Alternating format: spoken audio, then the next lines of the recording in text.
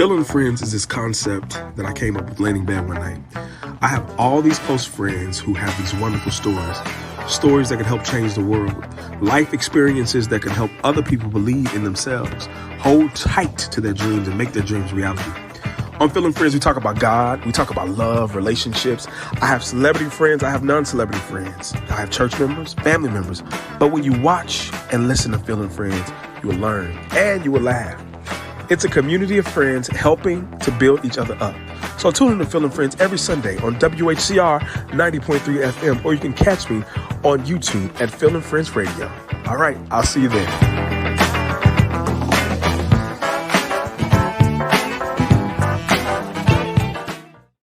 WHCR 90.3 FM, the voice of Harlem. What's up, everybody? It's me, Phil, and I'm back here live on air on YouTube, on my YouTube channel with you, my friends. If you're listening live on air, this is a pre-recorded show. We want to thank you so much for listening, and thank you so much for your support. Today, I've got a great show for you. I've got my boy, I Am Justified. Justin, my homeboy, he went to Clark Atlanta with me. He's out of Houston, H-Town. I think they call it the Third Coast. I'm from Oak Cliff, so that's a whole different world. But without further ado, I'm going to bring in my boy, I Am Justified, Justin, to the stage. What's going on, brother? Man, what's happening, Phil? Shout out to everybody tuning in. Clark, I had to go ahead and represent today, man. Yeah, man. Yeah, I was telling you before, man, I wanted that shirt, and I know you got it off the promenade right there, homecoming. Yeah, I got it on the promenade, man. Shout out to it's called the Free Be Aware brand. So definitely they have them out there at homecoming on the promenade. So they had the best nail yet at homecoming, man. Yeah, man, they did. Listen, you're out of Houston, right? What ward are you in? I grew up on the north side, so from anybody that's from Houston, it's called Acres Home. So Fofo from Fofo. Okay. But now I'm currently Fofo be tipping. Fofo. Hey, look, same spot where Slim Thug is from. You know what I'm saying? North side. Okay. You know, J-Dog. Shout out to all the Houston artists out there. You know what I'm saying as well. But yeah, that's where I grew up, man. Absolutely, man. We appreciate you coming on air, man. And how's the weather down there? Is it hot yet? Man, what? This is Texas, man. It's always burning up out here. Look, even when it was cold, it was like 80, 75. We might get a few cool days, and then after that, you know what I'm saying, it's back hot again. So I'm kind of getting used to it, you know, because I travel. I'm getting kind of used to it now. So I'm like, you know what? Summertime mean, you know what I'm saying? Get your body right. Get outside, work out, exercise, beach, you know, so it's all good. Yeah, listen, and you are in shape. And I was just telling you, man, I got to go run after this show because I've been trying to, it ain't working. That scale ain't moving. I'm like, what's going on? Look, Phil, man, it's not easy. It's really a mind thing. It's like just having your mindset and knowing like, look, I'm a routine person. So because I am a routine person, I do a lot of, like, if it's something I start doing, I can just kind of just add it to my schedule of routine, even to the simple fact, which people probably gonna trip on this, but like with food as well, like I can eat the same food at least 2 to 3 times out the week because I'm just so used to routine. Yeah. And discipline is important, especially when you're an artist, right? You got to maintain some kind of discipline and some kind of regimen.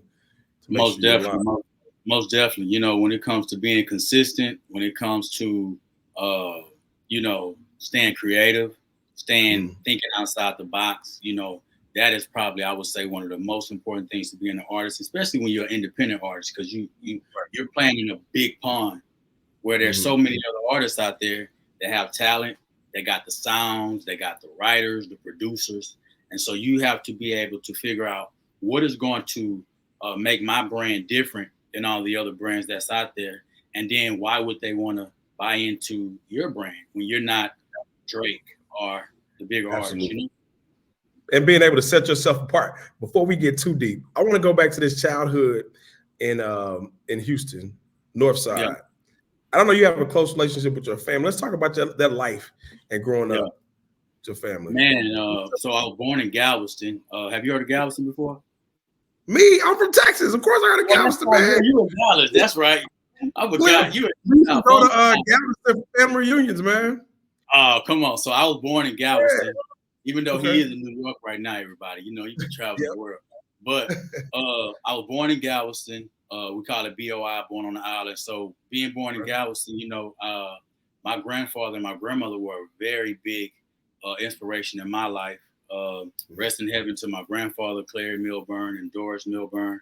He owned a restaurant in Galveston. It was called Clary's Seafood Restaurant. It was one of the top Black-owned restaurants on the island. I'm talking about the Bushes ate there. The Moody Gardens owners ate there. I'm talking about Muhammad Ali. He got a chance to meet him. So it was a very prominent spot in Galveston. So I grew up seeing my grandfather run this restaurant business. And that's kind of how I started learning entrepreneurship. And he had a ranch.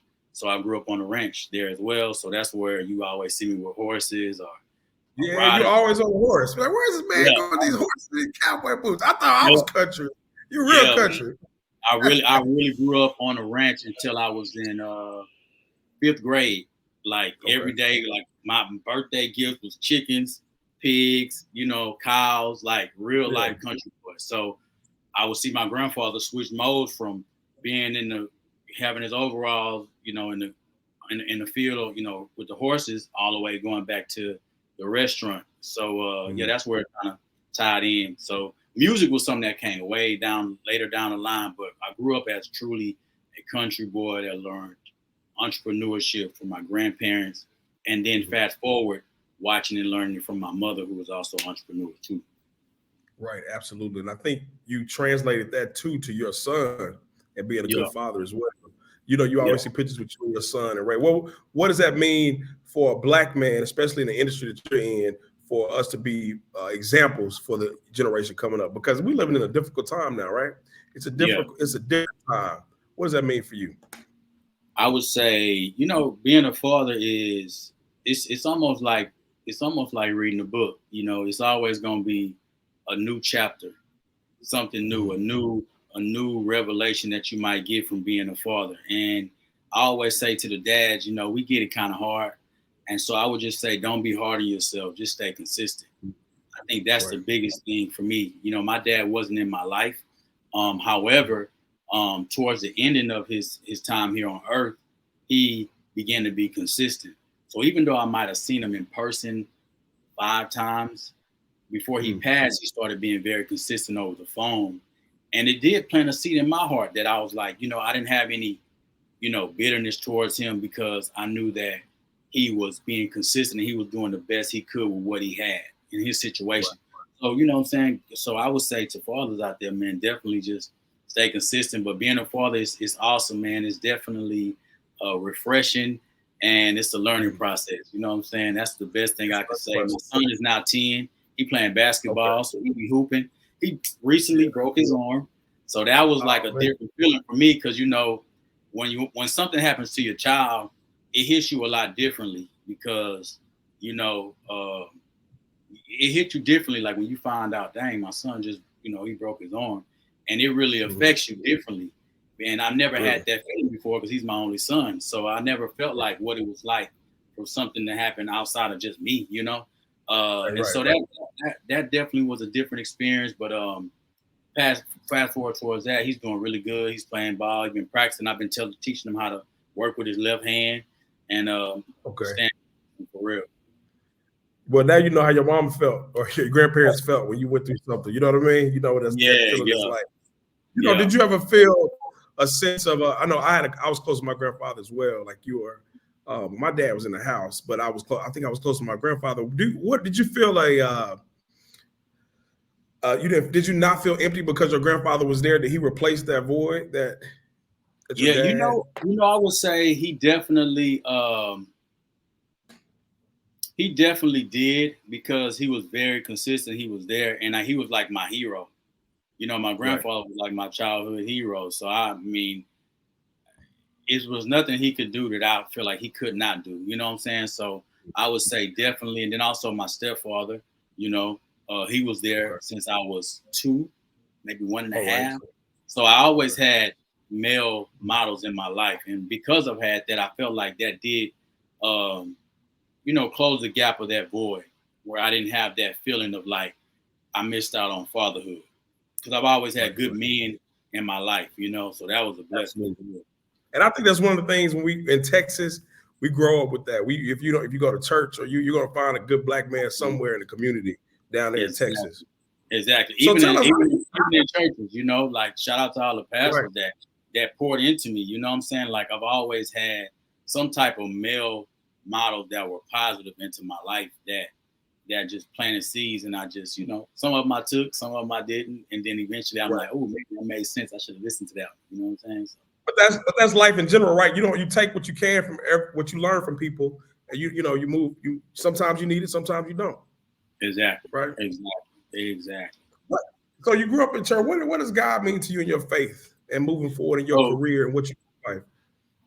yeah, man, I would say, you know, faith is everything to me. You know, I'm doing a challenge with my supporters and my family and friends on Facebook, and it's just me diving into this book, and it's talking about speak the blessing. And Mm. for me, faith is the foundation of who I am as a person. Like I couldn't do my life, I couldn't do music, I couldn't do anything without faith because that's really what made me find myself. Mm-hmm. That's how I began to find out who Justified was. Justified, the name came from the Bible.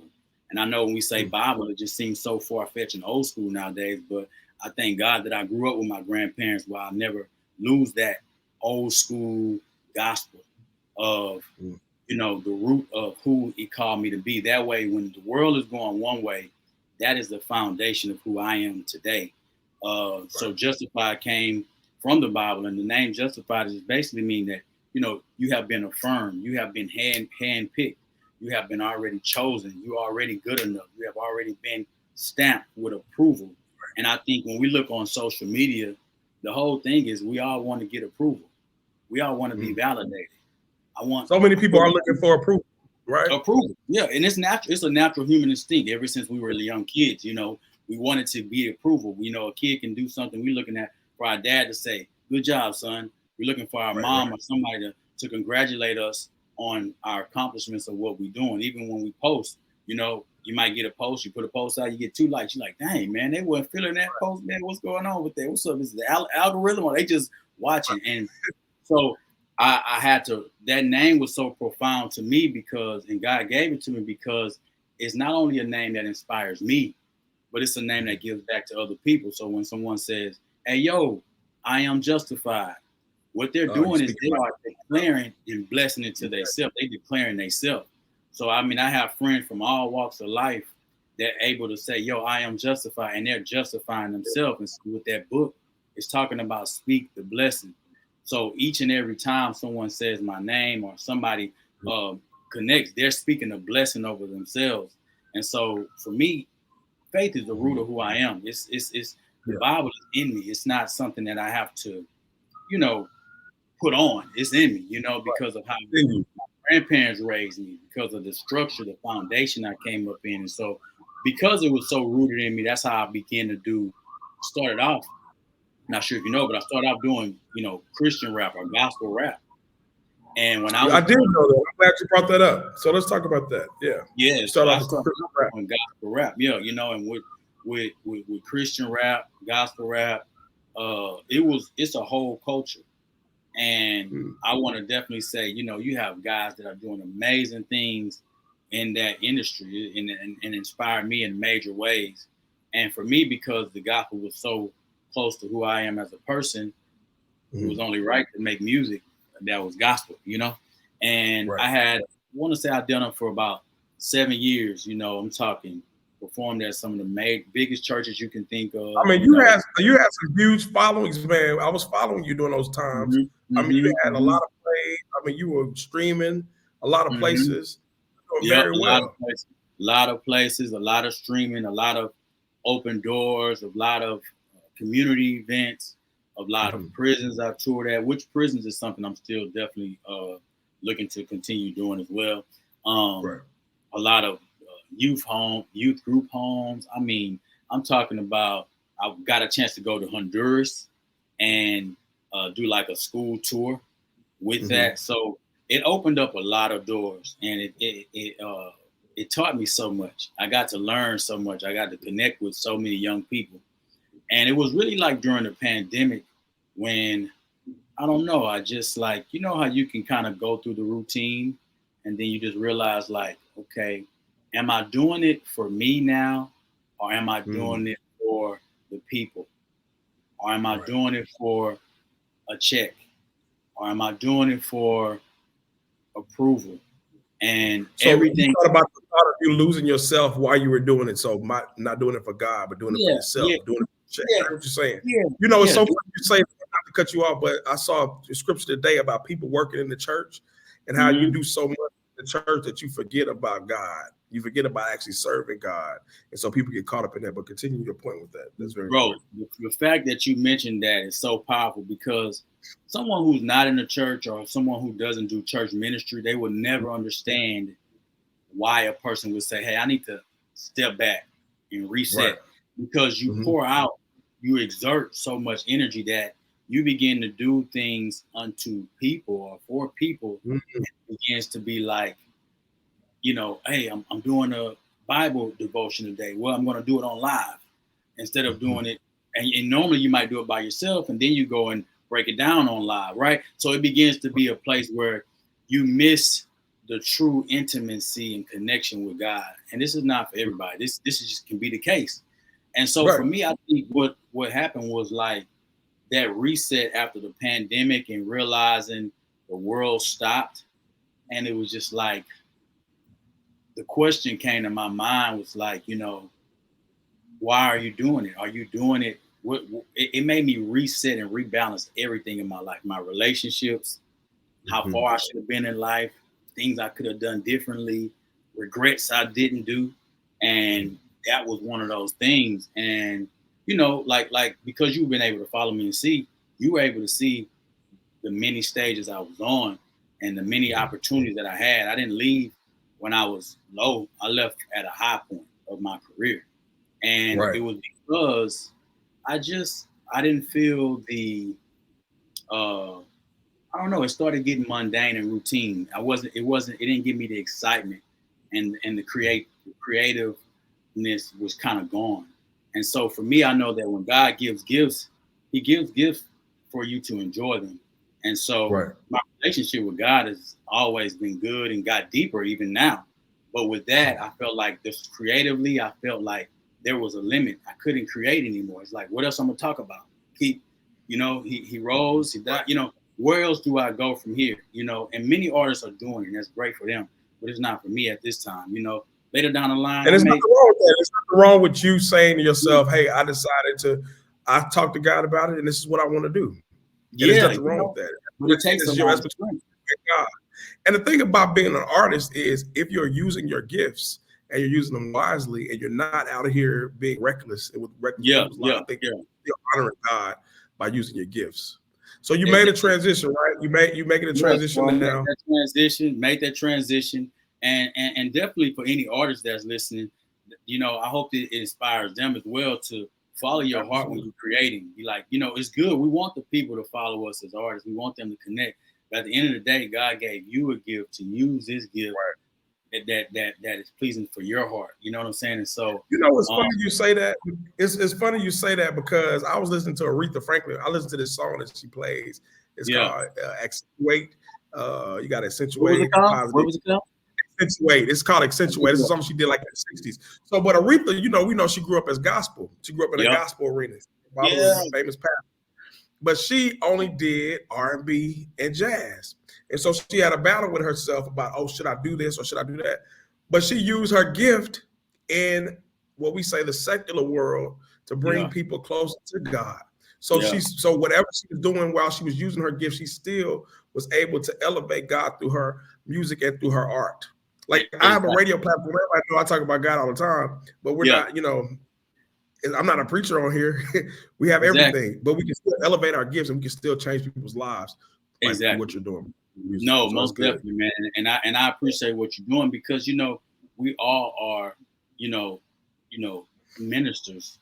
If you think about it, we all are have a story where we're supposed to bring that good news. And so, you know, you got artists that have done it, you know, like from Aretha, Fantasia. And so for the Justified, you know, my story is, you know, I've always wanted to be authentic. And that's one of the biggest things. When I began to do Christian rap, it was authentically my place of where I was and what the message I wanted to give out. I'm just not in that place anymore. So because I'm true to myself, regardless if I'm what you lose or what you gain, you know, then what happens is you begin to stretch your faith to dive deeper. And then also what happens is once you dive deeper on that faith, you take the risk, you lose some things, you still go on your gift and your faith of it. Then you start seeing a whole new world of creativeness, you know, creativity. And that's where I'm at now. Like I'm in a place where creatively, like the music that I've been putting out, where I'm going with this music, it feels so good to me. I'm so inspired. Let's talk about it. What you working on now? What's going on with the music now? I'm happy with that. Because it's like it feels good to me. Like, you know, as an artist, it ain't nothing like you hop in the car on the way to the gym, listen to your own stuff. Like if nobody streaming it, I'm streaming myself because I like what I got coming out. You know what I'm saying? Right. You ain't supporting yourself. Who else? Right. Yeah, like I am really a fan of like the new me. And that is the best thing I can say to anybody. Is like I am a fan of myself more than I ever been before. I love every version of me, but this version of me, I am so happy and so free and so inspired to see. Like, man, what you gonna create after this? Where you going with it? So yeah. You know but that's not an overnight process either, right? I mean, you've always been confident. It wasn't that many people on campus who were like, oh, he a confident guy. It was you, my homeboy C Silver, who are always confident people. Where did that come from? Like, you know, like, hey, man, I'm going to make it happen. Because you've always been yourself. You've always been cool. You know, ride through the drop top, you know, do what you do. So, like for people who are struggling with that, what would you say to them? For those men who are struggling with self-confidence and getting out there and believing in themselves, what advice would you give them? Like, hey, I want to be confident like I am justified. I want to feel that way. You know, I would say, you know, the confidence, I definitely would say, first, it comes from the more I got to know who God was, the more I got to know myself. So the rooted in God. Second, I can't lie, man. The gym is definitely gonna help mentally. It helps like sharpen you up. It helps you get that discipline. It helps, you know, build that confidence while you in there working out and seeing your progress. And then also what builds confidence, and probably ain't nobody ever said this one, but I'm finna drop it. I'm finna drop it on Feeling Friends right now. I'm finna give y'all a little revelation. Here we go. Purpose. Knowing your purpose. And what builds confidence, because when a person is moving in their purpose and what they're called to do, it makes you have value. Purpose gives you value. So when you feel like you have value, you're not going to settle for certain things you might have would have settled for, because you know you feel with purpose and you value who you are and what you carry. So I would say, who you are. So I would say, what makes me confident is because I have a purpose, and my purpose gives me value, and my value is what takes me to platforms like this, takes me to different places to perform. So I would say those three things, you know, foundation of where your faith is lied at. Definitely you can't knock out the gym, and your purpose, finding your purpose, that builds confidence more than anything. Man, I love that. You know, it's like you preaching today. I am justified. I didn't expect this kind of stuff. You are preaching, man. It's in me. It ain't on. It's in me. It's right. Let's talk about, you know, the music industry is so negative. Yeah. And we have so many things that come. We've been knowing this for years. You know, we went to school in Atlanta. What do you say about those people who are in the industry, but they don't want that negative influence on them? Or how do you say to protect them from that negative aspect when they get in the industry? How do they block that? I would say, man, let me make sure I show that Clark Atlanta one time. Oh, there you go. And I got to tell the audience, I don't know, the devil is messing with this show because my lights are falling and all kind of stuff. Oh yeah. Hold on, let me twist this thing right here too. I got to make sure to, you know, let me do this here real quick.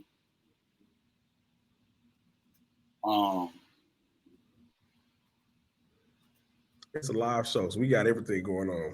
Yeah, y'all get to see the real deal right here, y'all. We ain't playing. We got real full-time jobs and everything. Right. You know, we really giving y'all. We giving y'all first-hand deals on it right there. Okay, perfect. Give me 1 second. I'm gonna do this here. All right, perfect. All right, we good. We in the money, buddy. All right. All right. So, what was the question you said? My bad.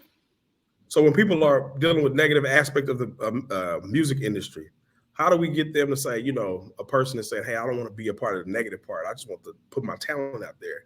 What advice Yeah, would you give somebody to man, help I would block them? say, yeah, that's a great question. Because that's pretty much where I'm at with it, right? Like, my goal is, I don't want to be over there or that's that group. I want to be in the midst of culture, in the midst of what's going on, in the middle of culture. That's where I want to be. And so I would say one is, the music industry is very loud. It is very negative. Of course, we got a lot of great talent that's out there, but it's a lot of a negative undertone of the message that's going out. So my goal is to one, be authentic, to two, make good music. I get so many people that's like, man, like, where's just the good music at? Where's the vibes like that give you them R&B vibes that we used to hear, the Mary J, the Frankie Beverly? Where's that sound now today? Where's the where and scratch everything he did? Where's the R. Kelly's of today? We don't have music that we really can. We gotta search for it a lot to find that we can. It's not like when we were growing up. Yeah, exactly. And because a person may not be famous, it does lose a certain flavor. Because when somebody has that name and that platform, it helps you be able to enjoy their music more because we are people. It's inspiration. This person is doing it big. He's traveling the world. He's making millions. All those good things. So I would say authentic. Staying creative, and then shoots, man, just inspiring, finding a way to inspire. So my goal is to collaborate and inspire with other artists. Some of the big artists today, collaborate with them, and through collaboration, let that inspiration show. And that can be just a message in itself. You know what I'm saying? Absolutely. What are the final thoughts you have for our audience? Wait, before that, let's talk about the new album. Where can we get it? Where can we find you? Where can the audience find you? Follow you on your Instagram. Man. We dived in on every aspect right now. Everything, man. Listen, I want to just say real quick, man, to everybody that was at the homecoming, man, y'all was looking amazing. It was so great to see everybody there. I'm definitely looking forward to catching these homecomings, and I am so honored to be connected with you, Phil, because man, you the GOAT of CAU, man. Everybody rock with you, man. You know everybody. I was speaking to him at homecoming. He had people stopping him left and right. So for you taking the time to have me on your show with all the big time friends you got, he got them friends in high places. You are a big time friend, man. This show about to go viral. That's why you on here. I want to say thank you so much for having me on, man. For real, it means a lot to me. But yes, the project Evolution 2 is coming out. Hopefully, everyone is going to be out for the summer. This time again, I'm also taking my time. That's something that was very hard for me, is like just rushing the process. But I'm taking my time. I'm dropping a few snippets of the songs that's going to be previewed on my album. So that way people can check it out, kind of catch the vibe of where I'm going, because I'm transitioning not only from, Christian rap, but also from rap, quote unquote, to more like R&B soul vibes, more melodies, kind of like that. So it is exciting just to kind of, learn my vocals and bring that out. So it's called Evolution 2. It's coming out soon, man. Y'all stay tuned for it. Check out the visuals on my page. Just I Am Justified, the #1. You can find it on all platforms. I even have music that's out that y'all can stream. If you got young people that you want to let them hear some good music, take them to my older projects that I put out that's very dope and clean. If you're an adult and you want to hear just some vibes, just scroll to the newer music. You're going to be able to hear that and connect with it as well. But I'm looking forward to presenting y'all with this work, though, for sure. And we are looking forward to listening to it. Listen, I know this is a YouTube show, but this show also plays on air here in New York. So right after this, we're going to go ahead and play your music, bro. So we're going to play a bunch of songs this hour for you. So hopefully people can stream you. I Am Justified on Apple, iTunes, all platforms, right? I Am Justified. All platforms. Yep, I Am Justified on all platforms, Spotify, Apple Music, all that.